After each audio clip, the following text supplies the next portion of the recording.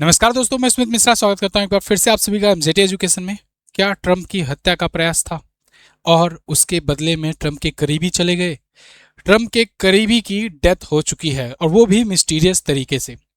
इनकी जो डेथ हुई है मिस्टीरियसली, इसमें कहीं ना कहीं रशियन एजेंट का नाम आ रहा है। आज की वीडियो में पूरा डिटेल में हम लोग समझेंगे कि अगर रसिया ने इनको मरवाया है, लिंडसे ग्राहम को, तो इसके पीछे का कारण क्या हो सकता है और क्या कोल्ड वार इरा फिर से स्टार्ट हो गया है, जैसे सेकेंड वर्ल्ड वार के बाद कोल्ड वार शुरू हुआ था और चला था दशकों तक। तो अभी जो युद्ध चल रहे थे और इसी बीच अब युद्ध के बाद ये सब शुरू हो गया है क्या कि दोबारा से वो कोल्ड वार वाली स्थिति आ गई है कि एक जगह के एजेंट दूसरे देश में घुस करके वो किसी बड़े नेता, बड़े लीडर, बड़े टॉप डिप्लोमेट इनको मरवा दे रहे हैं। अचानक से मिस्टीरियस तरीके से डेथ हो जा रही है। कुछ ऐसे ही इनकी भी हुई है। ग्राहम लिंडसे हैं कौन, इनके बारे में पूरा डिटेल में जानेंगे। आज यही सुर्खियों में बने हुए हैं, आप देखिएगा आर्टिकल। ग्राहम लिंडसे ग्राहम जो है ये सडन डेथ हुआ है और असैसिनेशन का अंदेशा लगाया जा रहा है। लिंडसे ग्राहम वैसे भारत की लिहाज से अगर देखें तो अच्छे नहीं थे। भारत के खिलाफ ही हमेशा जहर उगलते थे। ईरान के खिलाफ और रूस के खिलाफ भी हमेशा जहर ही उगलते थे। अभी आप ये समझिए कि कुछ दिन पहले, मात्र 4 से 5 दिन पहले, ईरान ने धमकी दी थी कि हम लिंडसे ग्राहम को मार देंगे और मात्र 5 दिनों के अंदर अंदर इनकी डेथ की न्यूज आ जाती है और वो भी मिस्टीरियस तरीके से। अब आप इसको क्या समझेंगे कि कोई आदमी आया, सोया और सोते सोते सो गया। ये गए हुए थे यूक्रेन यात्रा पर। पूरी कहानी मैं बताऊंगा आज की वीडियो में बने रहिए। पूरा बताऊंगा कि कैसे लोग रसिया पर ज़्यादा शक कर रहे हैं कि ईरान ने मरवाया तो उसमें रसियन एजेंट का हाथ हो सकता है, उनकी मदद ली जा सकती है। ऐसा क्यों हुआ है? फिलहाल वाशिंगटन डीसी में पूरा हल्ला मचा हुआ है कि भाई ये लिंडसे ग्राहम चले गए, जो कि ट्रंप के इतने करीबी थे, ट्रंप के साथ गोल्फ वगैरह खेला करते थे। मतलब ट्रंप जो इनका इनर सर्कल है ट्रंप का ना, ट्रंप के जो बहुत ज़्यादा करीबी होते हैं उन्हीं के साथ ये गोल्फ वगैरह खेलने जाते हैं वीकेंड पर।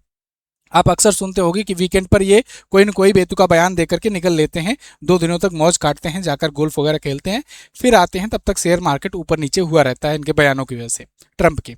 तो ये इन्हीं के साथ वक्त बिताते थे, ये दोनों मिलकर के गोल्फ वगैरह खेला करते थे, इतना करीबी थे ये। और ऐसे में अभी कुछ दिन पहले ये भी धमकियां आई थी कि ट्रंप के मारने की यहाँ पर कोशिश की गई है, ट्रंप को मारने की यहाँ पर साजिशें की गई हैं। हालांकि ट्रंप तो बच निकले, ट्रंप पर तो कुछ नहीं हुआ, लेकिन इनके करीबी चले गए। और ईरान लगातार धमकियां दे रहा था कि हम अपने जो लीडर हैं अली खामेनेई, जिनको मारा गया, जिनका अभी इतने दिनों के बाद जनाजा निकला, उनका बदला जरूर लेंगे। और ऐसे में अब ये करीबी चले गए तो बहुत ज़्यादा मतलब खौफ का माहौल बना हुआ है अमेरिका में। इस पर हम लोग डिटेल में चर्चा करेंगे, लेकिन आगे बढ़ने से पहले एक ज़रूरी बात, अगर आप किसी एग्ज़ाम की तैयारी कर रहे हो, सीजीएल हुआ, सीएचएसएल हुआ, या फिर रेलवे का कोई एग्ज़ाम हुआ, बैंकिंग का एग्ज़ाम हुआ, इन सब एग्ज़ामों के लगातार एग्ज़ाम्स लगे हुए हैं, लगातार परीक्षाएं लगी हुई हैं और ऐसे में ज़रूरी हो जाता है आपको मॉक टेस्ट देना। तो कामयाबी सेल आ चुका है टेक्स्ट बुक का, ये मात्र 13 जुलाई से 15 जुलाई तक रहेगा और ऐसे में इसका अभी तक का लोवेस्ट प्राइस हुआ है 439 में। अगर आप एमजेटी कूपन कोड यूज करते हो तो आप किसी भी एग्जाम की तैयारी कर रहे हो उनका मॉक टेस्ट वगैरह प्राप्त कर पाओगे। प्रीवियस ईयर के questions, mock test, PVS, PDFs, study notes, सब कुछ आपको मिलेगा टेक्स्ट बुक पास में। लिंक डिस्क्रिप्शन में दिया गया है, याद से एमजेटी कूपन कोड जरूर यूज कर लेना जिससे आपको ये डिस्काउंट मिल पाए। तो जाइए फटाफट से इसको एनरोल कीजिए। टॉपिक पर वापस आते हैं। लिंडसे ग्राहम थे कौन? लिंडसे ग्राहम साथियों वैसे तो सीनेटर थे, लेकिन एक टाइम पर 2016 में ये रिपब्लिकन पार्टी की तरफ से ये राष्ट्रपति के उम्मीदवार भी बनने जा रहे थे। हालांकि वो बात अलग है कि ट्रंप ने इनको बेवकूफ़ वगैरह बोलकर, गधा वगैरह बोल करके चुप करा दिया था और इनकी खूब तारीफें की थी, यहाँ तक कि इनका नंबर भी लीक कर दिया था। तो शुरुआत में ट्रंप का और इनका खूब बहस चला, दोनों एंटी थे। बाद में दोनों बहुत बढ़िया दोस्त भी बन गए और अभी दोस्ती कायम थी, आप देख ही रहे थे। लेकिन ये समझ लो ट्रंप लेवल के नेता थे कि जो व्यक्ति जो राष्ट्रपति का उम्मीदवार अपने आप को बता रहा हो, उसकी जगह पर ट्रंप आए, ट्रंप 2016 में जीते भी, तो आप समझ लीजिए कि कितने बड़े लीडर थे। सीनेटर भी थे वर्तमान में। भारत, रूस, चाइना, ब्राजील, ईरान इन पर लगातार बयानों के लिए चर्चे में रहा करते थे। भारत पर 500% तक का टैरिफ लगाने की यही बात की थे। अभी कुछ दिन पहले ही ये 500% तक टैरिफ थोपने की बात कर रहे थे भारत पर, क्योंकि इनका ये कहना था कि भारत रसिया को सपोर्ट करता है और रसिया जो है उस मनी का, उससे जो पैसा कमाता है उस मनी का यूज करता है यूक्रेन वार पर, और ये ब्लड मनी है, ये इनका कहना होता था। अभी जब इनकी डेथ हुई है तो ये यूक्रेन से लौटे थे। ये यूक्रेन में गए, ये वहीं की फोटो है, कीव में गए, ये ट्रेन से गए थे, पहले पोलैंड तक जहाज से गए, उसके बाद वहां से ये कीव तक, कीव राजधानी है यूक्रेन की, वहां तक ट्रेन से गए, लगभग 12 घंटे का इनका सफर रहा। वैसे ही ये वापस भी आए। अब जो लोग अंदेशा लगा रहे हैं, जो एजेंसियां, वो यही कह रही हैं कि भाई इन्हीं जो 12 से 13 घंटे की इनकी यात्रा रही ना, इसी के बीच रसियन एजेंट के द्वारा ये संपर्क में आए, समझे, किसी न किसी प्रकार से, हो सकता है कोई वेटर बनकर या किसी भी प्रकार से आ सकते हैं संपर्क में, और इनको जहर दिया गया, जो कि इफेक्टिव हुआ, 12 से 16 घंटे में इफेक्टिव हुआ, और उसके बाद फिर इनकी डेथ हो गई। जब लौट करके अपनी यात्रा करके आए यूक्रेन से, ट्रंप से इन्होंने बात भी की, ट्रंप ने भी इस चीज को बताया कि हमसे बात हुई, तब तक ठीक थे, हालांकि वो थके थके नजर आ रहे थे, लेकिन तबीयत ठीक थी उनकी। और फिर ये सोए, फिर सोते ही रह गए। अच्छा, रिपोर्ट में, जांच रिपोर्ट में अभी जो प्रिलिमिनरी रिपोर्ट आई है इनकी, वो मेडिकल में क्या कहा गया है, उसमें बताया गया है इनकी जो दिल की धमनियां थी ब्लड की, वो फट गई। अब माना जाता है कि इनको दिल की बीमारी थी, लेकिन अगर आप रसियन एजेंट की कहानियां सुनो या उनका इतिहास उठा करके देखो ना, तो आपको बहुत ज़्यादा ये मिलेगा सुनने को कि रसियन स्पाई एजेंट जो होते हैं, वो पहले क्या करते हैं, पहले स्टडी करते हैं कि किस पर्सन को मारना है। जब उसको बढ़िया से स्टडी कर लेंगे ना, तो उसकी कमजोरी निकाल लेंगे, और उसके बाद उसी कमजोरी के को लेकर के उनका ये कुछ ना कुछ बना लेते हैं जुगाड़, जिससे किसी प्रकार से पता भी ना चले पोस्टमार्टम में। तो यही इनके साथ भी होने का अंदेशा लगाया जा रहा है कि इनको दिल की बीमारी थी, और फिर इनको वैसे ही इलाज दे दिया गया, और ये फिर निपट लिए। अब देखो क्या है, इसीलिए आपने देखा होगा ना कि कोई भी देश का, अब वर्तमान में जो बड़े देश का कोई राष्ट्राध्यक्ष जाता है, तो यहाँ तक कि वो अपना टॉयलेट तक वहाँ पर नहीं छोड़ता है ना। पुतिन भी कहीं जाते हैं तो वहाँ पर वॉशरूम भी करते हैं, अगर टॉयलेट भी करते हैं तो वो भी अपने साथ वापस लेकर के जाते हैं। ट्रंप भी जाते हैं, तो ये भी, अब तो मतलब बड़े बड़े देशों के सभी लीडर्स के साथ ऐसा होने लगा है, सब अपना इंतजाम करने लगे हैं, जिससे किसी भी प्रकार का डीएनए सैंपल भी ना जाने पाए, किसी भी प्रकार की उसका कोई एक भी पदार्थ पा करके उसका स्टडी न कर पाए कि उस व्यक्ति के अंदर क्या क्या बीमारियां हैं, या क्या क्या कमजोरियां हैं, क्या क्या स्ट्रेंथ है, क्या वीकनेस है किसी व्यक्ति के शरीर में। तो इतनी सावधानियां बरती जाती हैं राष्ट्राध्यक्षों की। तो अभी यहाँ पर ये जो केस हुआ, इसमें यही लगाया जा रहा है कि भाई उनका जो इतिहास है रसियन का, ये बात सीआईए के एक पूर्व एजेंट खुद कह रहे हैं, माइकल सेलर्स। इन्होंने कहा है कि देखिए, हालांकि अभी कोई सबूत नहीं मिल रहा है, लेकिन जिस हिसाब से, जिन हालातों में इनकी मौत हुई है, उस हिसाब से रूस के एंगल को नज़रअंदाज करना नहीं चाहिए, इसको डिटेल में, इन डेप्थ में जाकर जांच करनी चाहिए। अब बात ये आती है कि रसिया का हाथ कैसे आ सकता है, रसिया को बार बार क्यों लाया जा रहा है। अभी तो वर्तमान में ट्रंप उतना पुतिन को लेकर बोल भी नहीं रहे। तो देखिए, ट्रंप तो नहीं बोल रहे हैं, लेकिन ये बोला करते थे। ये देखिए, जब रसिया यूक्रेन का जंग शुरू हुआ था, तब इन्होंने कहा कि रूस में जाकर के ना कोई पुतिन को निपटा दे, वही मामला खत्म हो जाएगा, पुतिन को रास्ते से हटा दे बस। वो पुतिन को मॉडर्न हिटलर कहते थे ये वर्तमान समय का हिटलर है। तो पुतिन को ये निपटाने की बात कर रहे हैं। और पुतिन के बारे में आपने ये जरूर सुना होगा कि व्लादिमीर पुतिन एक ऐसा आदमी है जो माफ तो बिल्कुल करता ही नहीं है, मतलब माफी नाम का शब्द उसके किसी भी प्रकार की डिक्शनरी नहीं है। चाहे उसी का कोई देश का कोई नागरिक हो, कोई नेता हो, कोई लीडर हो, कोई अपोजिशन का हो, जिसने भी पुतिन का विरोध किया, वो अचानक से डेथ पाया गया कुछ दिनों के बाद, कुछ महीनों के बाद। आपको याद होगा कि जब रसिया यूक्रेन युद्ध शुरू हुआ था, उसी टाइम पर भी एक मिशनरी फोर्सेस का भी एक वो था। इसके अलावा जो उनका अपोजिशन का लीडर था, बहुत सारे ऐसे मतलब कहानियां हैं, कहानियां क्या मतलब सच्ची घटनाएं हैं पुतिन को लेकर के, जो जो भी उनका विरोध किया वो जिंदा नहीं है अभी इस दुनिया में। ठीक है, तो ये तो रास्ते से हटाने की बात कर रहे थे पुतिन को। अब इतने बड़े सीनेटर, इतने टॉप लेवल के व्यक्ति अगर बात कर रहे हैं हटाने को, तो मतलब कुछ ना कुछ काम भी किए होंगे, कुछ कांड किए होंगे, तो उसके बारे में पता चली होगी। ऐसा तो है नहीं कोई आम आदमी जाकर के बोल दिया नहीं पुतिन तुमको मार देंगे, है ना। कुछ ना कुछ ये स्टेप भी लिए होंगे, कुछ साजिश रचे होंगे। तो अब पुतिन की साजिश बड़ी पड़ गई। खैर, यूक्रेन यात्रा के दौरान 2023 में इन्होंने, रूस ने ग्राहम का एक वीडियो पोस्ट किया था, जिसमें वो कह रहे थे कि रूसी लोग मर रहे हैं, ये हमारे द्वारा सबसे सही जगह खर्च किया जाने वाला पैसा है। मतलब जब अमेरिका फंडिंग कर रहा था यूक्रेन की, तो यूक्रेन को फंड मिलने के बाद जब वो रसियन पर अटैक कर रहा था और रसियन मर रहे थे, तब ये यही कह रहे थे कि रसियन मर रहे हैं और हमारे द्वारा ये सबसे सही जगह पैसा खर्च किया जा रहा है, मतलब कि अच्छा हो रहा है जो रसियन मर रहे हैं।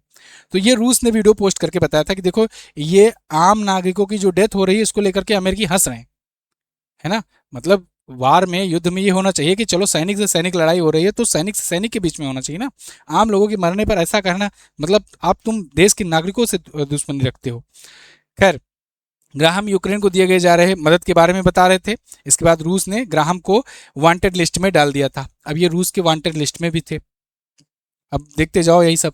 रूस पर प्रतिबंध लगाने वाला कानून पेश कराया इन्होंने। इसके अलावा रसिया से जो जो लोग व्यापार करते थे उन पर 500% तक की टैरिफ लगाने की बात यही करते थे। शुरुआत में 50%, फिर 100% तक टैरिफ भारत के पर लगाने का जो पूरा पूरा जो श्रेय जाता है वो इन्हीं पर जाता है। यही भारत को बार बार कहते थे कि भारत जो है ये ब्लड मनी का यूज़ कर रहा है। भारत के साथ साथ ये चीन, ब्राज़ील, इन सब पे, क्योंकि ये सब ब्रिक्स के मेंबर हैं। अब आप देखो ब्रिक्स में ब्राज़ील, रसिया, चाइना और साउथ अफ्रीका है, ठीक है ना, और इंडिया है। तो ये ब्रिक्स में ब्राज़ील को, चाइना को और इंडिया को, इनको ये धमकियां दे रहे थे कि रसिया को फंड ना करो। साउथ अफ्रीका से भी कुछ ठीक रिश्ते रहे नहीं। आपने देखा था ना, जब साउथ अफ्रीका के प्रेसिडेंट गए थे ट्रंप में व्हाइट हाउस में, उनको खूब लताड़ लगाई थी। तो ये ब्रिक्स के मेंबर को भी लगातार धमकियां दे रहे थे कि तुम लोग जो है बहुत बुरा कर रहे हो, जो रसिया से तेल खरीद रहे हो या रसिया के साथ कर रहे हो। इसके अलावा भारत के खिलाफ कब कब गए, ये जब अनुच्छेद 370 रिमूव किया था ना भारत ने, उस टाइम पर भी ये कह रहे थे कि कुछ सांसदों के साथ ये ट्रंप को चिट्ठी लिख दिए थे। उस टाइम पर भी ट्रंप ही शासन में थे, 2019 की बात है। तब ये भारत के अंदरूनी मामले में दखल देने की बात कर रहे थे कि हमें इंटरवेंशन करना चाहिए। भारत ने ये गड़बड़ कर दिया। सोचिए, भारत कश्मीर से अपना आर्टिकल 370 रिमूव किया, भारत का आंतरिक मामला है, ये दखल देने चले आ रहे थे चाचा बनकर। खैर, जुलाई 2025 में इन्होंने चेतावनी दी थी कि मैं चीन, भारत और ब्राज़ील से कहूंगा कि आप अगर आपने रूस का सस्ता तेल खरीदना जारी रखा तो हम आपको तबाह कर देंगे, आपकी अर्थव्यवस्था को कुचल देंगे। आप जो कह रहे हैं वो खून का पैसा है, यानी ब्लड मनी है। तो ये भारत को और चाइना को लगातार ये धमकियां भी दे रहे थे खुले तौर पर। फिर भारत को रूस या अमेरिका में से किसी एक को चुनने की बात कर रहे थे कि भारत को रूस और अमेरिका में से किसी एक को चुनना होगा, और मुझे लगता है अमेरिका को चुनेगा, नहीं तो बहुत भारी कीमत चुकानी होगी। अब एक और एंगल देखते हैं। बात आती है कि ईरान में जश्न क्यों मनाया जा रहा है। तो ईरान ने अभी 5 दिन पहले ही इनको धमकियां दी थी और 5 दिन के अंदर डेथ हो गई। तो अब अंदेशा यही लगाया जा रहा है कि इसके पीछे कहीं ना कहीं यहाँ पर कुछ ना कुछ खेल किया गया है ईरान और रसिया के द्वारा मिलकर के। देखिए, एक बार फिर से कह रहे हैं, ये अभी कोई ऑफिशियल पुष्टि नहीं हुई और ना ही कभी शायद हो सकता है 20-25 साल बाद CIA का कोई रिपोर्ट पब्लिश हो या पेंटागन का कोई रिपोर्ट आए और उसमें बताया जाए कि नहीं ये फला व्यक्ति जो हैं ये तो फिर जहर दे करके मारे गए थे। हो सकता है तुरंत ना आए। खैर, ईरान की जो मीडिया है, उन्होंने, न्यूज़ एजेंसी ने लिखा कि ग्राहम ईरान को तबाह करने का जो अपना सपना था वो खुद कब्र तक लेकर के चले गए हैं। सरकारी न्यूज़ चैनल ने ग्राहम की मौत पर ईरानी जनता को बधाई तक दे डाली। सोचिए, कोई न्यूज़ चैनल किसी दूसरे देश के किसी एक टॉप लेवल के लीडर के मरने पर अपनी देश की जनता को बधाई दे रही है कि बधाई हो, वो मारा गया है ना। तो ये चीज़ें रहा है। खैर, ये हमेशा ईरान विरोधी रहा है, इसराइल का समर्थक रहा लिंडसे। इन्होंने तो एक बार झंडा भी फहरा दिया था ईरान का पुराना वाला, रिजीम चेंज करने वाला, कि यहाँ से हम रिजीम चेंज करेंगे, पुराना वाला ईरान लाएंगे और उनके आयतुल्ला खामनेई को मारेंगे, जब वो मारे नहीं गए थे तब, उसी टाइम पर। और फिर अली खामनेई की हत्या भी हुई, आपने देखा ये सब सारी चीज़ें। तो खैर, ये सब चीज़ें चल रही है। अब यही बात आती है कि क्या कोल्ड वार इरा फिर से आ गया है, क्योंकि अभी इसका रिटेलिएशन भी होगा। ट्रंप का इतना करीबी गया है कोई, तो ट्रंप बख्शेंगे तो है नहीं।